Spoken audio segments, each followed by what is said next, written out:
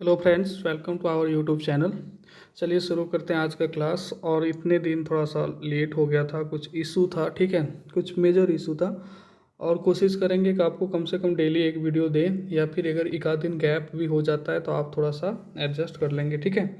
देखिए, ये class number आपका 17 है। इसके पहले मैंने 16 या 15 प्रीवियस सेट रीजनिंग का करवा चुके हैं, जो कि दरोगा में क्वेश्चंस आए हुए हैं। और सारे अच्छे अच्छे क्वेश्चंस हैं, इससे ज़्यादा सीजल का लेवल नहीं होने वाला है, ठीक है। आप ये कान खोल के सुन लीजिए अपना, कि ये जो सीजल का एग्ज़ाम होगा, ये जो 20 क्वेश्चंस रीजनिंग का सेट पूछा गया दरोगा में, लगभग 700 क्वेश्चंस होंगे टोटल, ठीक है। अगर आपका ये 700 क्वेश्चंस का कॉन्सेप्ट क्लियर है, अगर आपको सब आता है अच्छे से, तो इससे बाहर कुछ भी आने वाला नहीं है, क्योंकि अच्छे अच्छे क्वेश्चंस पूछे हैं ये सीजल में। और ये जिस तरह का झारखंड का जो ट्रेंडिंग होता है रीजनिंग पूछने का, वो सेम इसी तरह का क्वेश्चंस है। एक बार आपका जैसे ही ख़त्म हो जाता है ये रीजनिंग का सेट, वैसे ही आपको हम मैथ का सेट करवा देंगे। अगर आप बोले तो एक दिन आज रीजनिंग का तो कल मैथ का, फिर रीजनिंग मैथ, ऐसे अल्टरनेट कर सकते हैं।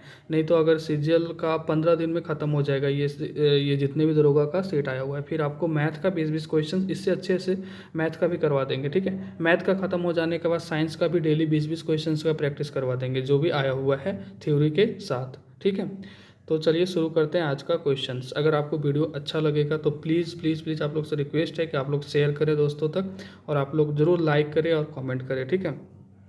देखिए, आज का क्वेश्चंस है, पहला क्वेश्चंस ये डायरेक्शन से है, मतलब डिस्टेंस ऑफ डायरेक्शंस का क्वेश्चंस है, ठीक है। कि प्रज्ञा है जो 9 किलोमीटर पश्चिम में यात्रा करती है, ठीक है, वेस्ट की ओर वो पश्चिम चलना स्टार्ट करती है, वेस्ट की तरफ, ठीक है। फिर वह दाएं मुड़कर 7 किलोमीटर यात्रा करती है, ठीक है। दाएं मुड़कर 7 किलोमीटर यात्रा करती है। तो चलिए अब ये इस क्वेश्चन को बनाना स्टार्ट करते हैं, ठीक है। वह क्या है, पश्चिम की तरफ यात्रा करती है। किधर यात्रा करना स्टार्ट करती है? पश्चिम की तरफ, ठीक है। प्रज्ञा 9 किलोमीटर पश्चिम की तरफ यात्रा करना स्टार्ट कर 9 किलोमीटर पश्चिम की तरफ, मतलब देखिए इधर आपका, ये देखिए इसको याद रखिएगा, आपकी NESW आपको बोले थे। इसको शॉर्ट में ऐसे भी याद रख सकते हैं, NESW करके, ठीक है। एन से नॉर्थ, ईस्ट से आपका क्या हो जाता है, ईस्ट हो जाएगा, ई से साउथ, और वेस्ट मतलब उत्तर, पूर्व, दक्षिण, पश्चिम। तो वो किधर चलना स्टार्ट करती है? 9 किलोमीटर पश्चिम की तरफ। तो देखिए इधर चलना स्टार्ट करते हो कि 9 किलोमीटर ये इधर चली, ठीक है। यहाँ क्या है, ये 9 किलोमीटर चल दी। अब देखिए आगे पढ़िए, फिर वह दाएं मुड़कर 7 किलोमीटर चलती है। जब इस तरह का पश्चिम की तरफ मुँह होगा उसका, तो दाएं हमेशा ऊपर होता है। किधर होगा? दाएं हमेशा ऊपर होगा। ये देखिए यहाँ दाएं वो कितना चली, मुड़कर 7 किलोमीटर, ठीक है। 7 किलोमीटर चली। या तो फिर आप एक ऐसे याद रख सकते हैं कि अगर वो क्लॉकवाइज अगर आप लेते हैं, क्लॉकवाइज मतलब दाहिना, मतलब कि राइट हो जाएगा। अगर एंटी क्लॉकवाइज लीजिएगा आप तो हो जाएगा लेफ्ट। तो देखिए यहाँ से अगर क्लॉकवाइज घड़ी की दिशा में पश्चिम से स्टार्ट करेंगे तो ये ऊपर ही होगा। तो दाहिना का बात हो रहा है, तो 7 किलोमीटर हो गया दाएं की तरफ, देख लीजिए 7 किलोमीटर। फिर वह बाएं मुड़कर 8 किलोमीटर यात्रा करती है। किधर? बाएं मुड़कर 8 किलोमीटर यात्रा करती है, ठीक है। तो यहाँ से बाएं क्या होगा? बाएं मतलब एंटी क्लॉकवाइज। तो यहाँ का एंटी क्लॉकवाइज किधर होगा? इधर देखिए, ये 8 किलोमीटर चल दिया, ठीक है। 8 किलोमीटर हो गया।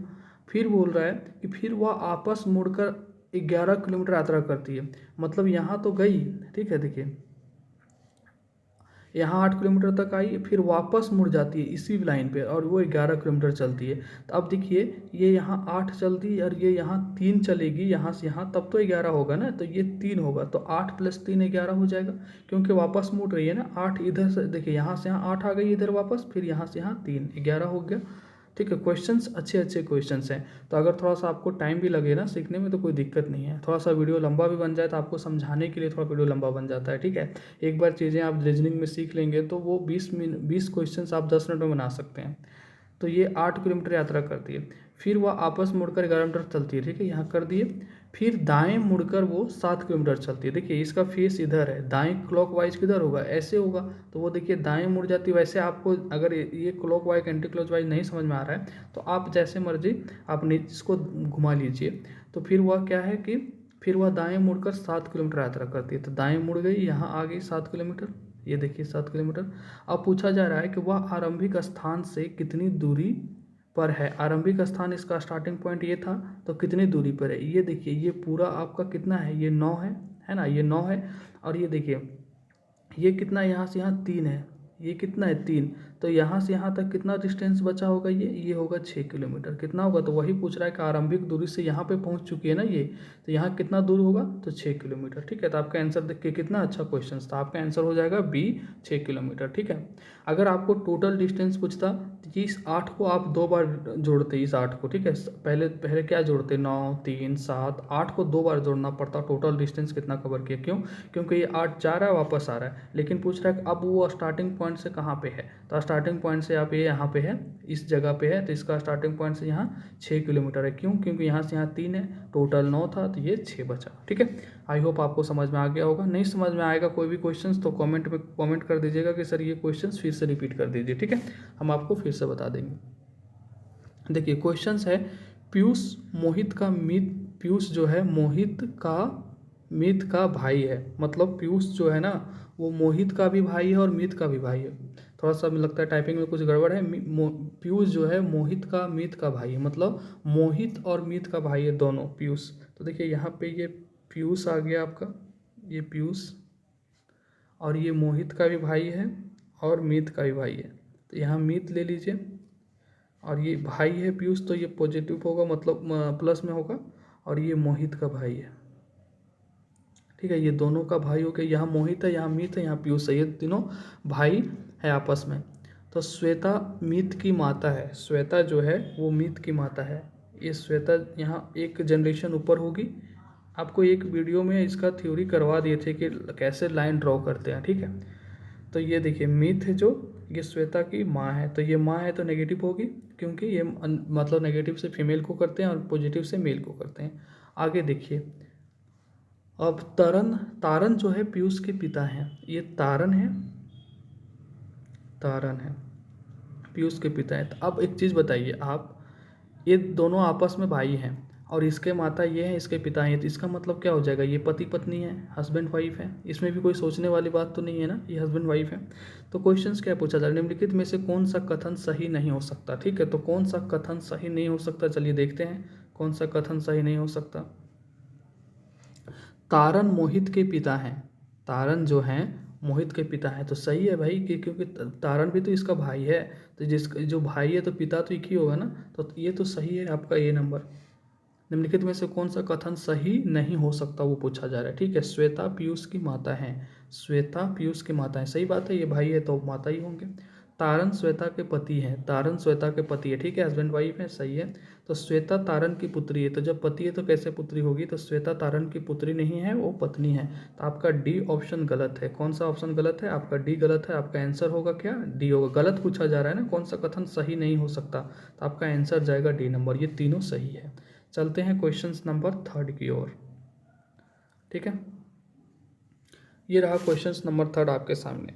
ठीक है, कि एक विशिष्ट कोड भाषा में हीट को ऐसे लिखा जाता है, तो उसी कोड भाषा में कोड भाषा में क्या है, कोड भाषा में हम प्ले को किस प्रकार लिख सकते हैं। ठीक है, तो अब सबसे पहले देखिए, आपको जो लेटर का जो नंबरिंग है ना, ए से जेड तक 26, ए 1 पर, बी 2 पे, सी 3 पे, डी 4 पे, ई 5 पे, एफ 6 पे, जी 7 पे, एच 8 पे, इस तरह करके आपको सारा लेटर याद होना चाहिए, फिर उसका रिवर्स ऑर्डर भी याद होना चाहिए। ठीक है, तभी आप इस क्वेश्चन को जल्दी अटैम्प्ट कर पाएंगे। तो देख लीजिए, यहाँ लिख लीजिए हीट, इस टाइप का क्वेश्चन में पहले ये इसको हीट लिखिए, फिर एल एच जी यू। देखिए हीट जो है आपका एच कितने पे आता है, एच आ गया 8 पे, ई आपका आ गया 5 पे, ए आपका आ गया 1 पे, टी आपका आ गया 20 पे। इसी तरह एल आपका आ गया कितना पे, एल आ गया आपका 12 पे, एच आ गया 8 पे, जी आ गया 7 पे, यू आ गया 21 पे। अब देख लीजिए यहाँ से 8 से 12 में +4 हो रहा है, इस पे देखिए +3 हो रहा है। ठीक है, यहाँ क्या है, एल एच एक मिनट, LHCU है यहाँ पे। ये क्वेश्चन थोड़ा सा टाइपिंग मिस्टेक है, अगर आपके पास बुक होगा तो देख लीजिएगा, ये LHCU है। क्या है, जी के जगह सी टाइप कर दिया है। ठीक है, मतलब सी के जगह जी। आपके पास अगर बुक होगा तो सेट नंबर 16 निकाल के देखिएगा, 16 या 17, उसमें यहाँ पे सी होगा ये, तो ये सी है। ठीक है, क्या है ये, सी। तो ये सी देखिए ये 3 पे आता है, तो यहाँ +2 हो रहा है और ये +1 हो रहा है, ठीक है। आपको कोई भी कोडिंग डिकोडिंग का क्वेश्चन आएगा ना, तो वो एक पैटर्न फॉलो करेगा, या तो सारे घटेंगे या तो सारे बढ़ेंगे, या तो सेम ऑर्डर में घटेंगे दो दो, या तो सेम ऑर्डर में बढ़ेंगे, ठीक है। मतलब या तो कॉन्सोनेंट होगा या तो वॉवेल होगा, मतलब कुछ ना कुछ आपको एक जैसा देगा, ठीक है। तो देखिए आगे पूछा जा रहा है आपका प्ले का, PLAY। तो P कितने पे होता है? 16 पे।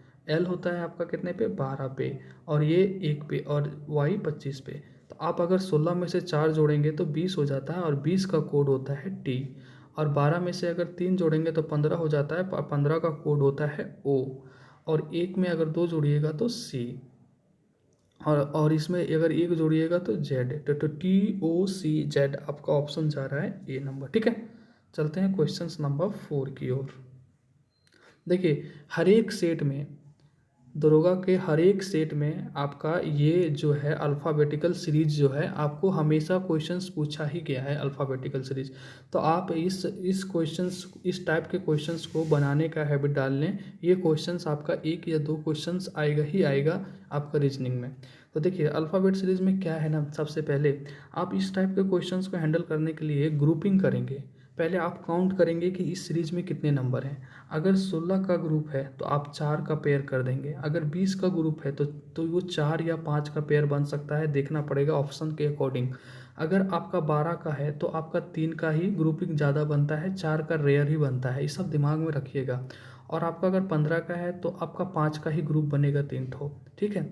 इसी तरह अगर 17 का है तो इसमें देखना पड़ता है ऑप्शन के अकॉर्डिंग कि 3-3 का कुछ बन रहा है, 4-4 का कुछ बन रहा है, 5-5 का कुछ बन रहा है, ठीक है। अगर 18 का है तो 18 में आप क्या करेंगे, 6-6 का ग्रुपिंग बना लेंगे, ठीक है। तो ऐसे करके कुछ चीज़ें जो कॉमन चीज़ें हैं वो दिमाग में रखना पड़ेगा। इसमें कोई पैटर्न जो है, पार्टिकुलर पैटर्न आपका फॉलो होता है यहाँ पे, ठीक है। तो उस चीज़ को ध्यान में रखेंगे। तो अब देखिए कि इस क्वेश्चन में कितने हैं लेटर है, काउंट करिए, आप काउंट करिए जल्दी। बिना काउंट का तो बनेगा नहीं ना, काउंट करिए।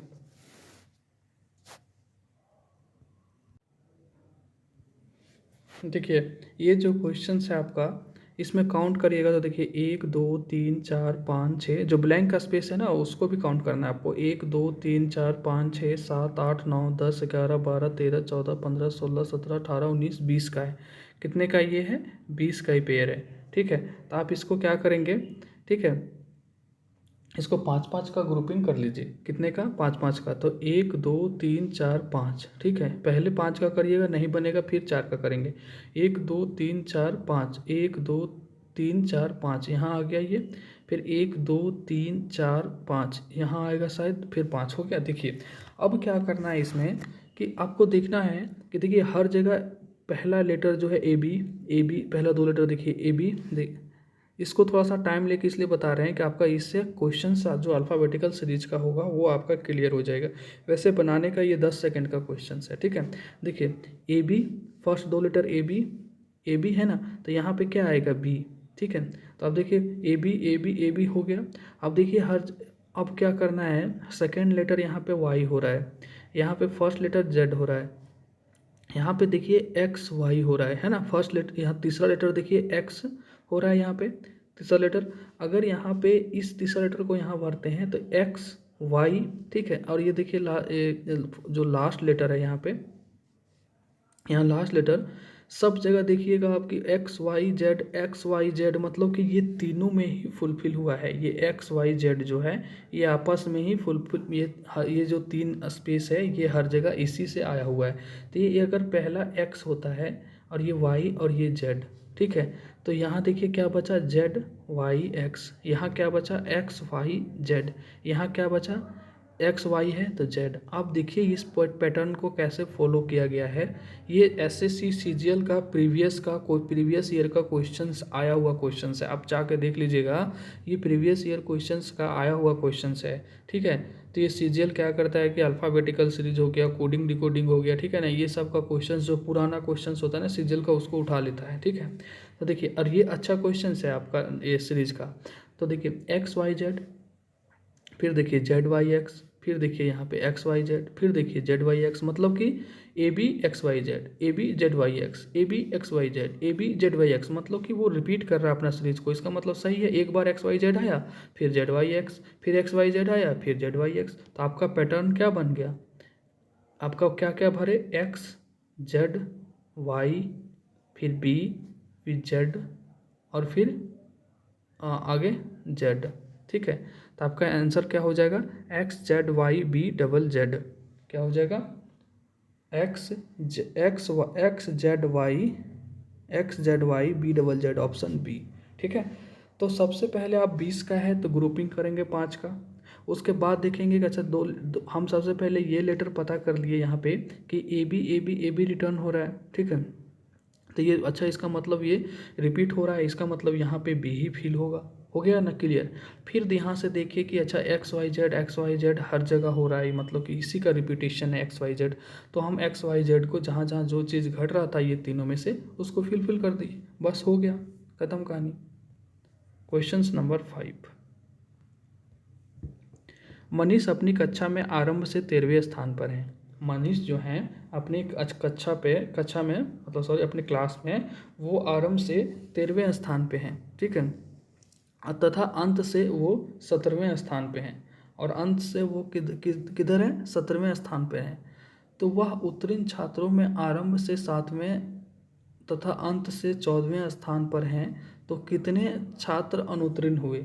ठीक है, तो सबसे पहले इसमें क्या करना है कि देखिए, मनीष अपनी कक्षा में आरंभ से कितने पे है, 13वें पे, ये 13वें पे हो गया, और अंत से वो 17वें पर है। तो मान लीजिए कि इधर से वो 17वें पर है मनीष जो है। तो अगर आपको एक तरफ से अगर इस सेम आदमी का एक तरफ से आपको पता हो गया, इधर से 13 और उधर से मतलब 17, लेफ्ट राइट या ऊपर नीचे कहीं से, तो टोटल निकालने के लिए क्या करते हैं कि दोनों साइड का जो होता है 13 + 17 - 1, ये आपका टोटल हो गया। उस कक्षा में, उस क्लास में 29 स्टूडेंट हैं। कितने हैं, 29 स्टूडेंट हैं। तो अब देखिए, वह उत्तीर्ण छात्रों में आरंभ से 7वें पर है। तो ये जो आरंभ से हैं वो 7वें स्थान पर हैं। उत्तीर्ण मतलब जो पास हो गए हैं, उसमें से वो आरंभ से 7वें स्थान पर, मतलब 7वां पोजीशन उसने हासिल किया। आरंभ से 7वें तथा अंत से 14वें पे है। और अंत से कितने पे है, 14वें पे। नीचे से वो 14वें पे है, ऊपर से वो मतलब 7वां पे है, नीचे से वो 14वां पे है, पास वाले में से। कितने, पास वाले में से। ठीक है, तो अब क्वेश्चन पूछा जा रहा है, आगे देखिए, तो कितने छात्र अनुत्तीर्ण हुए। तो यहाँ पास कितने हुए, देखिए ये पास छात्र कितने हुए, 7 + 14 - 1, क्योंकि वो ऊपर से 7 है, नीचे से 14 है, तो दोनों को जोड़ देंगे और एक यहाँ 20 हो गया पास छात्र। और टोटल कितने थे छात्र, निकाले थे 29। तो 29 में और 20 घटा दीजिएगा आप, तो आपका आंसर कितना आ जाएगा, 9। ये कौन से छात्र हैं जो अनुत्तीर्ण हुए, आपका आंसर क्या आ जाएगा, सी नंबर। देखिए, सबसे पहले हम क्या किए इस क्वेश्चंस में, सबसे पहले हम टोटल नंबर ऑफ स्टूडेंट निकाल लिए। क्योंकि देखिए क्वेश्चंस में आप पढ़िए, मनीष अपनी कक्षा में आरंभ से 13वें स्थान पे हैं तथा अंत से 17वें स्थान पे हैं। चलिए, तो इससे हमें टोटल स्टूडेंट ऑफ नंबर पता चल गया। अब बोल रहा है कि वह उत्तीर्ण छात्रों में जो पास, जैसे कक्षा में तो सब पास नहीं हो सकते, मतलब 100 बच्चे हैं मान लीजिए, कुछ पास हुए और कुछ फेल हुए, तो वही पहले इससे निकाली। अब उत्तीर्ण में से क्या हो गया कि 14वें 7वें पे शुरू से है और नीचे से 14वें पे है, तो टोटल पास कितना हो गया, 20। 7 + 14 - 1, 20 पास हो गया। अब 29 टोटल था, तो 29 में से 20 घटा दिया, आपका आंसर क्या आ गया, 9। तो देख लीजिए कितने अच्छे अच्छे क्वेश्चंस पूछे गए हैं रीजनिंग में, तो आप इग्नोर नहीं कर सकते ये सब क्वेश्चंस को। आगे देखिए, ये भी अच्छा क्वेश्चन है। 8 व्यक्ति एफ से लेके एल तक, सॉरी एम तक हैं।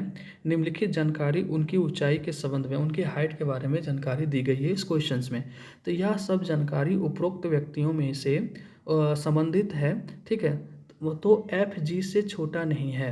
देखिए इस क्वेश्चंस का एक क्लू क्या होता है बनाने का, कि आप देखिए जो क्वेश्चंस, देखिए एफ जी, जी एच, आई जे, जे के एल, एल एम, इसका मतलब क्या हो रहा है ना, कि आप जो सीरीज लिखिएगा वो मतलब कि ऐसे चलेगा, एफ जी एच आई जे के एल एम। ठीक है, इस तरह करके ये सीरीज चलेगा।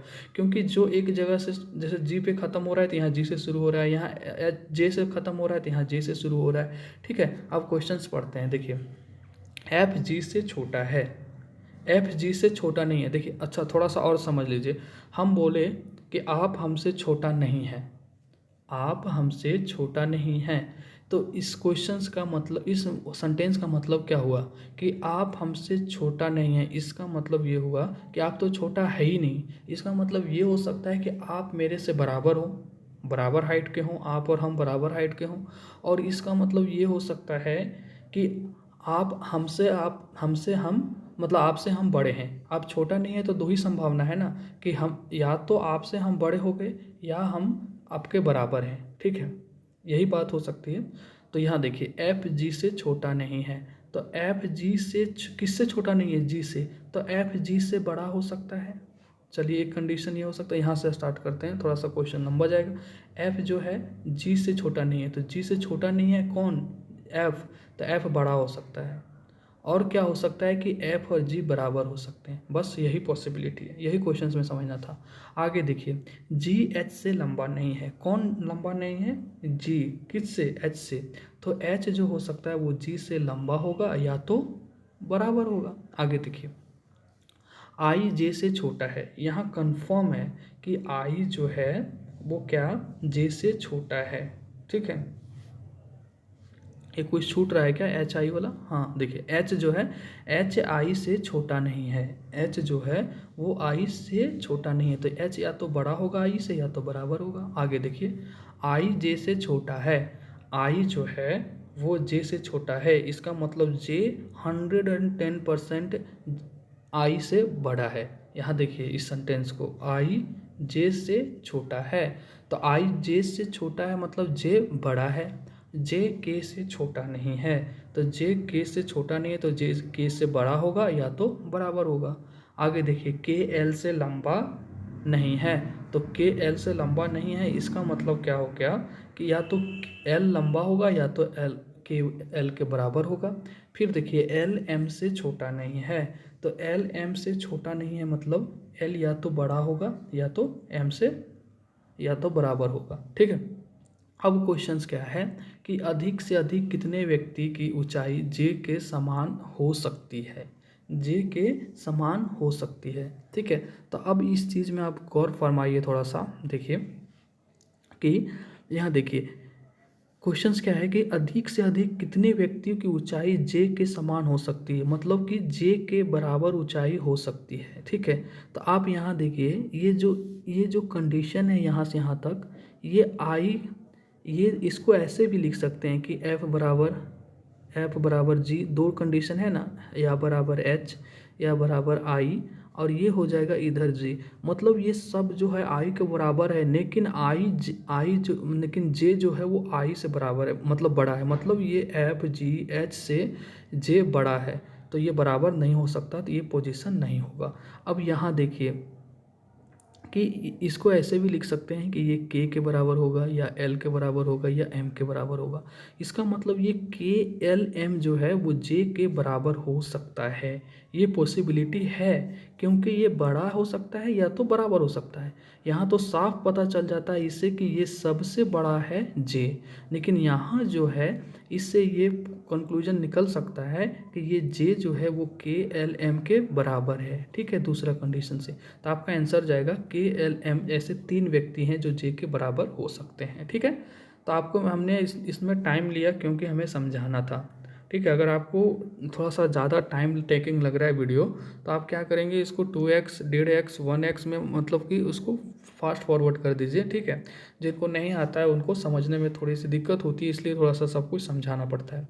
निम्नलिखित प्रश्न में 4 विकल्प में से 3 विकल्पों में कुछ समानता है तथा एक समूह बनाते हैं, और ये उस अक्षर को समूह को चुनिए जो उस अक्षर समूह से संबंध नहीं रखता है। मतलब आपको ऐसे लेटर को फाइंड करना है जो कि सेम पैटर्न पे फॉलो नहीं कर रहा है, ठीक है, वैसे वैसे को। तो यहाँ देखिए डी डी है और स्मॉल एफ है, एच है, तो यहाँ देखिए एक लेटर का गैप है, यहाँ पे एक लेटर का गैप है, मतलब कि ई यहाँ पे छूटा है, यहाँ पे जी छूटा है। तो इसी तरह यहाँ देखिए एन छूटा है, यहाँ पे पी छूटा है, तो ये दोनों सेम है। यहाँ पे देखिए भी छूटा है, यहाँ पे एक्स छूटा है, मतलब ये तीनों सेम पैटर्न पे है, तो ये ऑब्वियस ही होगा कि नहीं पैटर्न फॉलो कर रहा होगा, तो ऑप्शन डी होगा, ठीक है। चलते हैं क्वेश्चन नंबर 8 की ओर, ठीक है। देखिए क्वेश्चन नंबर 8 क्या है आपको ये वाट के जगह पे पूछा जा रहा है कि क्या आएगा। 4 9 6 है, 9 16 12 है, तो ये कुछ लॉजिक दिया होगा, सेम लॉजिक आपको फाइंड करना है तीनों क्वेश्चंस में, ठीक है। अब देखिए, अगर हम 4 और 9 को गुना करते हैं, 9 चौका 36, ठीक है, और फिर उसका स्क्वायर 6 हो जाता है। चलिए ठीक है, मतलब 36 का स्क्वायर, मतलब 36 किसका है, ये 6 का स्क्वायर है, तो यहाँ 6 आ गया। उस तरह 16 44 मतलब 144 होता है, जो कि 12 का स्क्वायर है, तो यहाँ 12 आ गया। तो यहाँ क्या चीज़ होगा जो इसका स्क्वायर होगा, ठीक है। तो देखिए, ये 20 जो है वो किसका स्क्वायर, 20 मतलब किसका है, ये ऐसे होगा ना, 16 गुने वाट, और यहाँ पे स्क्वायर आ रहा था तो ये 20 का स्क्वायर हो जाएगा, ठीक है। तो अब देखिए, ये 16 गुने वाट और ये 400 हो जाएगा, और यहाँ पे इस वाट के 400 बटे अगर आप 16 करते हैं तो ये आ जाएगा आपका 16 दूनी 32 और 8 16 पचे 80, तो ये आ जाता है आपका क्या, 25 बार में कटेगा ना। तो 16 और 25 को गुना करेंगे, यहाँ पे आप अगर 25 लिखते हैं तो ये 16 गुने 25 हो जाएगा आपका 400, और ये 400 का स्क्वायर होता मतलब 20 का स्क्वायर होता है, तो ये आपका आंसर हो जाएगा यहाँ 20। तो क्या करना था आपको, इस दोनों, कुछ नहीं करना था आपको, ये दोनों को गुना करना था, और ये इसका स्क्वायर है, ये दोनों का गुना करना था, और ये इसका स्क्वायर है, ये दोनों का गुना करना था, और ये इसका स्क्वायर है, तो आपका आंसर आ जाएगा 25। अब 25 कैसे निकाले आपको अब यहाँ पे दिखा दिए, ठीक है। चलते हैं क्वेश्चन नंबर 9 की ओर। क्वेश्चन नंबर 9 में देखिए, ये भी अच्छा क्वेश्चन है कि कितने त्रिभुज हैं इसमें ट्राइंगल में, मतलब ये फिगर में कितने त्रिभुज हैं। फिगर कैसा है, थोड़ा सा बड़ा बना देते हैं, ठीक है। देखिए, आपको बहुत मेहनत करके पढ़ा रहे हैं, ठीक है ना। तो देखिए, अगर आपको वीडियो अच्छा लगे तो प्लीज़ लाइक करिएगा, ठीक है। अगर नहीं अच्छा लगता है तो कोई बात नहीं, डिसलाइक कर सकते हैं, ऐसा कोई ज़बरदस्ती नहीं है। देखिए, हमें पढ़ाने में इंटरेस्ट है इसलिए पढ़ा रहे हैं, और कोई बात नहीं है। चलिए, ये देखिए आपका ऐसे है, ठीक है। तो अब इसमें कितने त्रिभुज हैं, पहले अगर आप ये जान लीजिएगा, बेसिक फिगर है, एक बेसिक फिगर यहाँ पे ये बन रहा है, और एक बेसिक फिगर यहाँ पे ये बन रहा है, इस टाइप का त्रिभुज, ठीक है। तो आप जान लीजिए, अगर ऐसा रहेगा ना तो 1 2 3 4, तो जितने रहेंगे यहाँ पे 4 ही है ना, 1 2 3 4 5 6 है, सॉरी यहाँ पे एक और है ऐसे 6, तो 1 2 3 4, एक यहाँ, सॉरी थोड़ा सा फिर से कर देते हैं। देखिए, ये हो गया, ये हो गया, ये हो गया, ये और ये, इतने हैं ना, इतने 1 2 3 4 5 6 7 8, अरे चलो अब 8 हो गया। अच्छा कोई बात नहीं, देखिए अगर 8 है, ऐसे करके अगर 8 पहुंच रहा है, तो आप इसमें कितने त्रिभुज होंगे, तो आप सीधा सीधी 8 गुना 2 कर देंगे, इसमें 16 त्रिभुज हैं, ठीक है। अब यहाँ पे कितने हैं, यहाँ पे 6 वाला है ना, तो देखिए 6 का डायग्राम ड्रॉ करेंगे, तो ये हो जाएगा ऐसे, ऐसा ही होगा शायद, ठीक है। 1 2 3 4 5 6, हाँ, तो यहाँ पे 6 हो गया, तो 6 गुना 2 यानी 12 जो त्रिभुज है वो यहाँ पे 12 त्रिभुज है, इस डायग्राम बेसिक डायग्राम में 12 त्रिभुज है। अगर आपका इस टाइप का डायग्राम हो ऐसे, या तो फिर ऐसे देख लीजिए, ये डायग्राम हो, तो इसमें 1 और 2, 1 + 2, इसमें 3 त्रिभुज है, कितने 3, तो यहाँ पे 3 त्रिभुज है, तो कितने हो गए 12 और 3 15। तो देखिए, और एक त्रिभुज कहाँ, 2 त्रिभुज और बन रहा है, कहाँ कहाँ बन रहा है, देखिए एक ये बन गया यहाँ पे, देख रहे हैं ना, एक ऐसे वाला और एक ऐसे वाला, तो ये कितना हो गया 15 और 2 17, 12 3 15, और प्लस में 2 ये लाल वाला बन रहा है, तो हो गया 17, ठीक है।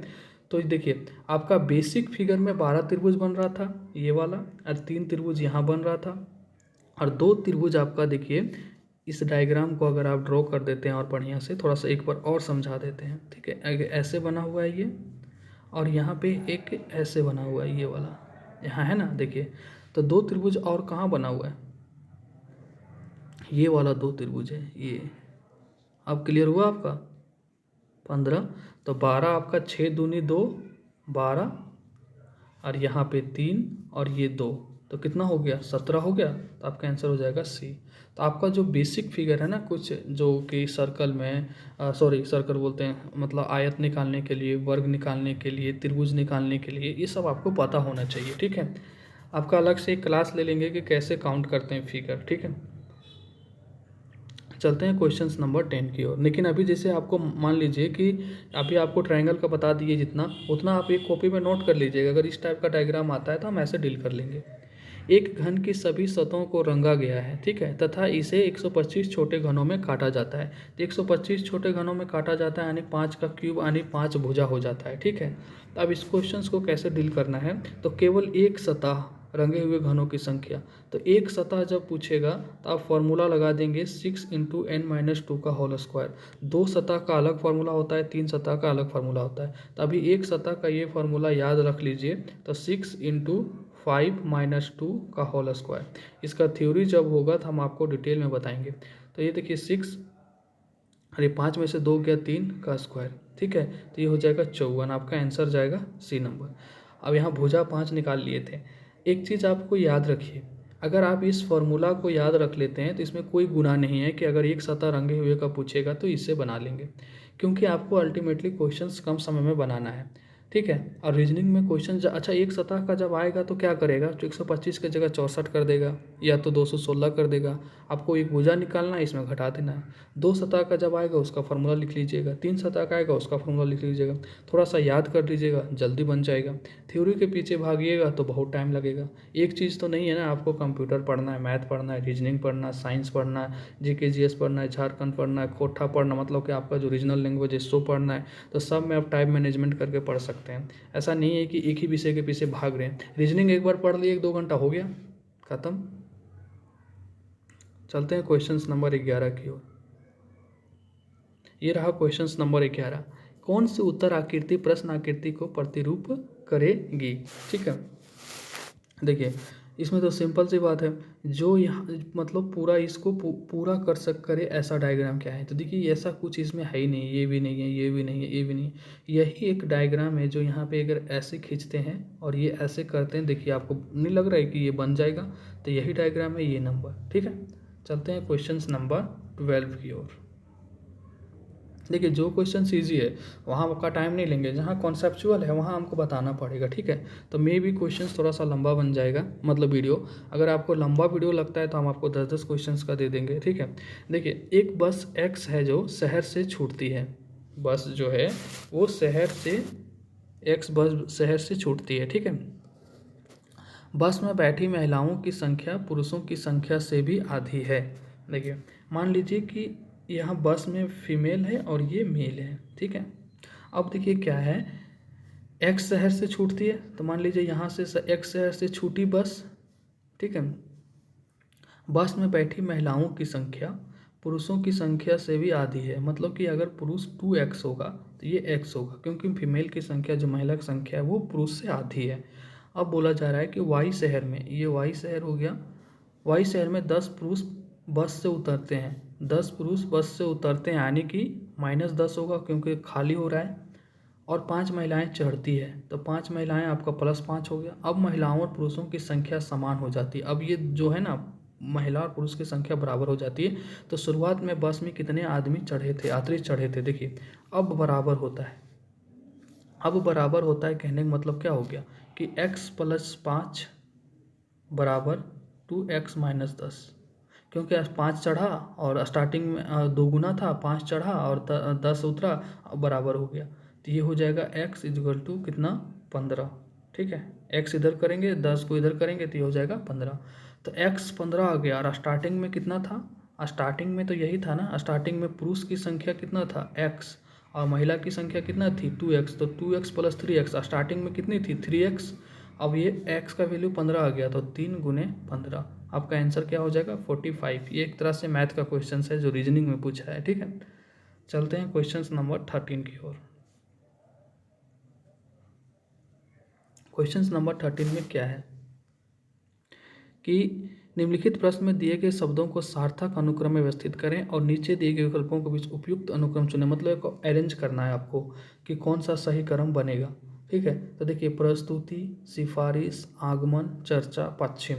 यहाँ देखिए ये ठीक है कि पहले प्रस्तुति होता है, पहले आगमन होता है, ठीक है। आगमन होने के बाद उसको प्रस्तुत करेंगे, फिर चर्चा होगा, फिर सिफारिश करेंगे। लेकिन यहाँ पश्चिम जो है ये डायरेक्शन दे दिया है। क्या है ये? डायरेक्शन। ऐसा ज़रूरी है कि पश्चिम से आ रहा होगा या कहीं उत्तर से आ रहा होगा, तो ये यहाँ को ये रिलेवेंट पश्चिम है ही नहीं। तो इनमें से कुछ नहीं होगा, आंसर डी ऑप्शन होगा इसका, ठीक है, क्योंकि ये पश्चिम इसमें सूट नहीं कर रहा।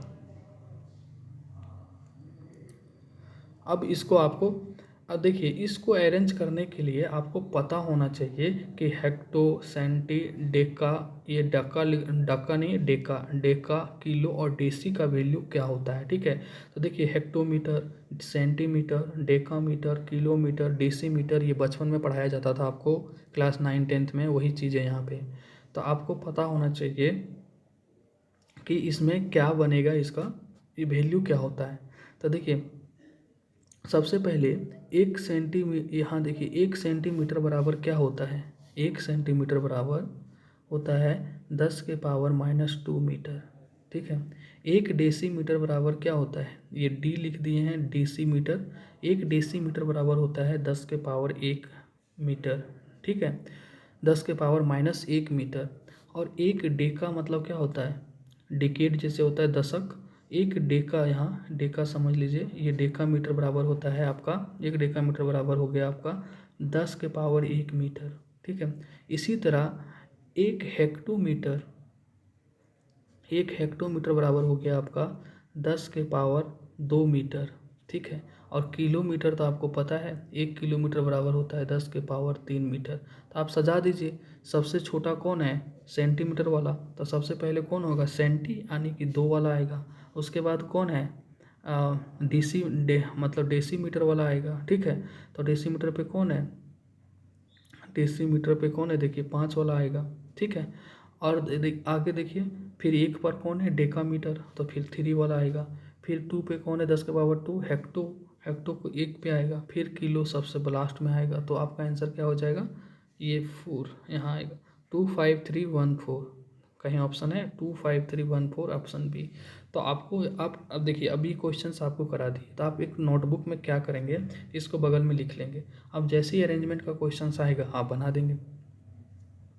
क्वेश्चंस नंबर 15, जब तक पेन कॉपी से लेके प्रैक्टिस नहीं करेंगे ना, या तो फिर क्वेश्चंस आपके सामने जैसे आ गया, आप वीडियो को पॉज कर लीजिए, अपने मन से बना लीजिए। बन गया तो ठीक है, नहीं बना तो आप देख लीजिए। जो बन गया उस पर आपको ध्यान देने की ज़रूरत नहीं है, और जो नहीं बना उसको सर्कल कर लीजिए। तो ऐसे पढ़ना पड़ता है सब चीज़ को। निम्नलिखित प्रश्न में दिए गए शब्दों को एक सार्थक अनुक्रम में व्यवस्थित करें और नीचे दिए गए विकल्पों से सबसे उपयुक्त अनुक्रम को चुनें। देखिए गला बैठने लगा, इतना ज़्यादा लंबा वीडियो हो गया। ये क्वेश्चन अच्छा था। देखिए आय, स्थिति, शिक्षा, कल्याण और नौकरी, ठीक है, इसको आपको अरेंज करना है। ये आपके ऊपर, ये आप ही मतलब क्या बोलते हैं, हम लोग से रिलेटेड क्वेश्चन है कि पहले क्या क्या होता है। सबसे पहले कहीं भी शिक्षा दी जाती है, शिक्षा के बाद क्या होता है? नौकरी मिलती है, ठीक है।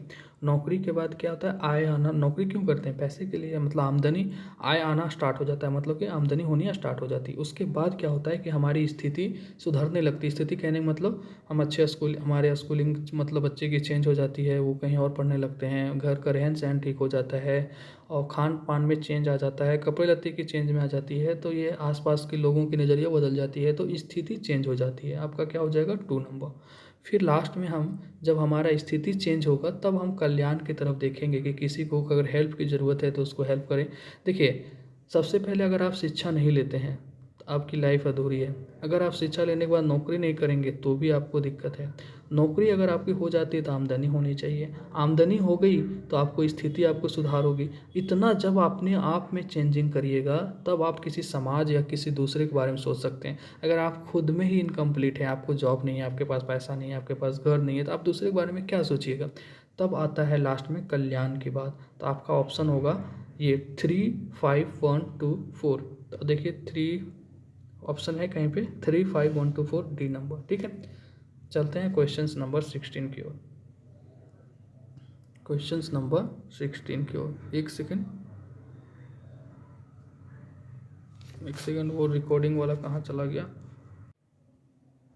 क्वेश्चन नंबर 16 देखिए, यदि अधि मतलब ये डिवीजन का अर्थ है घटाव, ठीक है। डिवीजन का अर्थ क्या है, घटाव।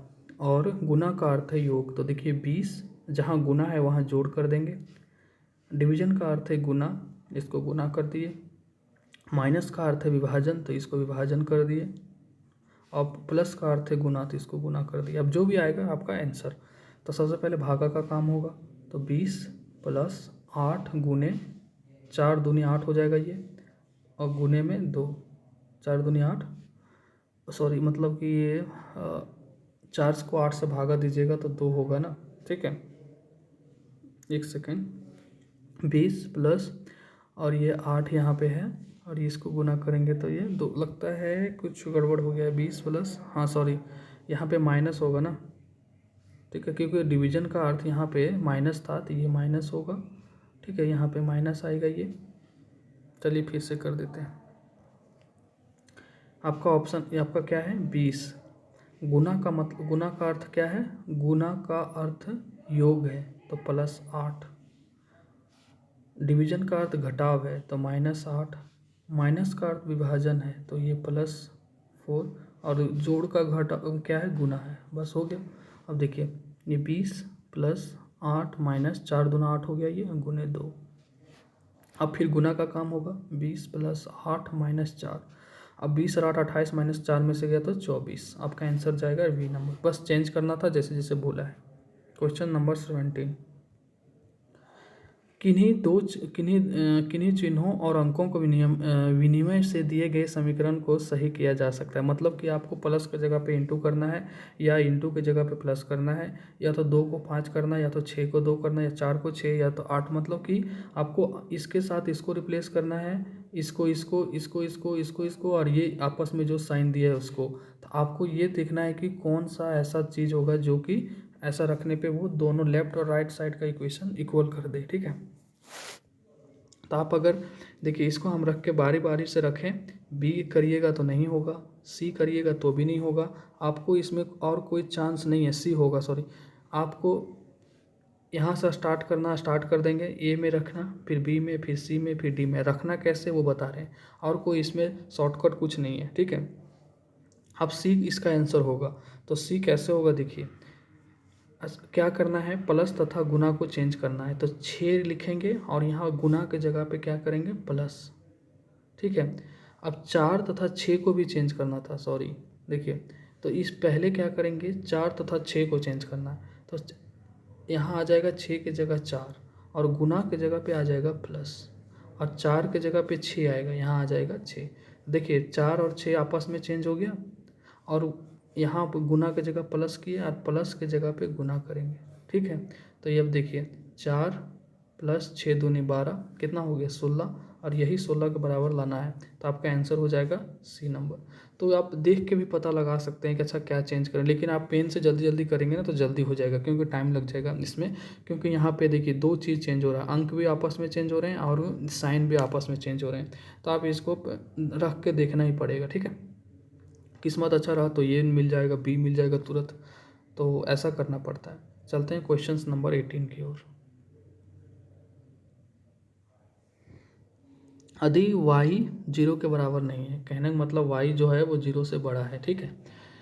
और x y ऐसे दिया हुआ है, y/5 है। तो x का मान क्या है, तो ये y कट जाएगा, तो x बराबर हो जाएगा 1/5, क्योंकि y जो है 0 से बड़ा है। अगर 0 होता तो ये अनडिफाइंड हो जाता, तो बस y कट रहा है, तो x = 1/5। आपका आंसर आ जाएगा 1/5। इसमें कहीं मिस्टेक हुआ है ऑप्शन में, ठीक है, या तो क्वेश्चंस में, कुछ में कहीं तो कहीं क्वेश्चन सही है। अगर इसमें कहीं मिस्टेक हुआ होगा तो ठीक है, वरना इनमें से कोई नहीं लगा दीजिए। अगर ऑप्शन में 1/5 होगा तो आप क्या करेंगे, 1/5 टिक करेंगे, ठीक है। चलते हैं क्वेश्चन नंबर 19 की ओर। क्वेश्चन नंबर 19, भैंसे और मुर्गों के समूह में पैरों की संख्या, ठीक है। एक क्वेश्चंस आप बनाएंगे, ठीक है, कि भैंसों और मुर्गों की समूह में पैरों की संख्या 14 है, सिरों की संख्या 2 गुनी है, तो भैंस की संख्या बताइए। ये देखिए लॉजिकल क्वेश्चन है, इजी क्वेश्चन है। ये प्लीज़ आप हमको कमेंट में बताइए इसका आंसर क्या होगा। बना तो बताइए, नहीं बना तो नहीं बताइए, मतलब कि 9 करके लिखिएगा। चलते हैं क्वेश्चन नंबर 20 की ओर। इससे पता चलेगा कि आप लोग कितना वीडियो देखते हैं। 7 संख्याओं का योग 210 से कम है, ठीक है। 7 संख्याओं का जो योग है वो 210 से कम है और वो 140 से अधिक है, ठीक है। तो 7 अंकों का औसत अंकगणितीय माध्य है। तो ये एक तरह से मैथ का क्वेश्चन पूछ दिया है, ठीक है। 7 संख्याओं का योग कितना है 210 और 140। देखिए 7 संख्याओं का योग 210 से कम है, मतलब 210 से कम है मतलब कि 209 हो सकता है, और 140 से अधिक है मतलब कि 141 होगा, मतलब इसके बीच में होगा, ठीक है, अधिक है। तो 7 अंकों का औसत क्या है, तो आपको पूछा जा रहा है कि 7 अंकों का औसत क्या है ना। तो आप बताइए कि 7 अंक वैसी संख्या कौन कौन सी हो सकती है जो 7 संख्याओं का औसत होगा। देखिए यहाँ क्वेश्चंस क्या है कि एक ध्यान दीजिए, ये मैथ का ही क्वेश्चन है और अच्छा क्वेश्चन है। इसको ऑप्शन से बनाएंगे, बाय ऑप्शन, ठीक है। ऑप्शन से कैसे बनाएंगे, देखिए बोला जा रहा है कि 7 संख्याओं का योग जो है वो 210 से कम है, मतलब कि 210 के अंदर होगा, मान लीजिए कि वो 209, 140 से अधिक मतलब 141, मतलब ये दोनों को बीच में होगा। 7 संख्याओं का योग जो है वो 210 से कम होगा और 140 से अधिक होगा, यानी कि ये दोनों के बीच में जो होगा वही 7 संख्याओं का योग होगा। तो आप बताइए औसत जो एवरेज होता है, मान लीजिए हम बोले कि 5 संख्याओं का एवरेज 10 है, ठीक है, मतलब कि 5 संख्याओं का एवरेज 10 है, 5 संख्याओं का एवरेज आपका औसत 10 है। तो आपको पूछे कि टोटल नंबर कितना हुआ, तो आप जो संख्या है और जो एवरेज है उसको गुना कर देते हैं, 5 गुने 10 50, ठीक है। आपको पूछेंगे कि 10 संख्याओं का औसत 5 है तो टोटल संख्या कितना होगा, तो आप क्या करेंगे 10 गुने 5 कर देंगे। इसी तरह अगर आपसे पूछे कि 20 संख्याओं का औसत 3 है तो टोटल संख्या कितना होगा, मतलब योग कितना होगा, तो आप 20 गुने 3 कर देंगे, आपका 60 आ जाएगा। तो हम ऐसा इसलिए बोल रहे हैं कि अगर 7 संख्याओं का औसत, तो पूछा जा रहा है कि 7 अंकों का औसत क्या है, तो 7 अंकों का औसत कुछ भी होगा, मान लीजिए 20 होगा तो उसका जो योग होगा वो 20 गुने 7 140 होगा। अगर मान लीजिए 30 होगा तो 7 संख्याओं का योग कितना होगा 210। आपका योग दे दिया है कि ये दोनों को बीच में लाई करेगा, तो आप योग, आपको अगर ये औसत दिया हुआ है यहाँ पे तो आप इसका निकाल लीजिए 7 अंकों का योग। तो औसत में अगर हम 7 से गुना कर देते हैं, सब में इसमें 7 से गुना करते हैं, इसमें 7 से गुना करते हैं, तो ये योग निकल जाएगा। अब ये देखिए 140 हो रहा है, ये देखिए आपका 182 हो रहा है, ये देखिए यहाँ गुना करिएगा तो 245 हो रहा है, और यहाँ गुना करिएगा तो 273 हो रहा है, ठीक है। तो ये ऑप्शन से बनने वाला ही क्वेश्चन है, तो ये 273 हो रहा है।